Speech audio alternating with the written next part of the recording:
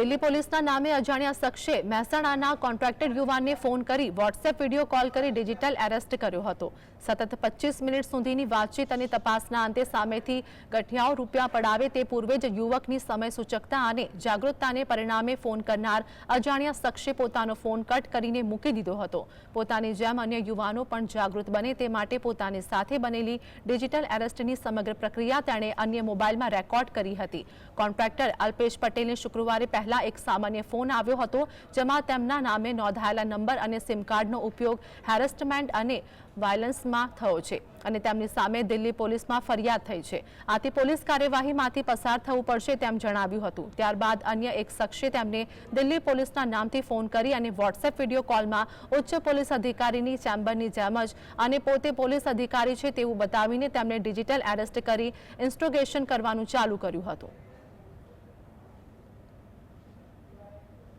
Police રજૂઆત નથી કરી કારણ કે મારી સાથે કોઈ ફ્રોડ થયું નથી।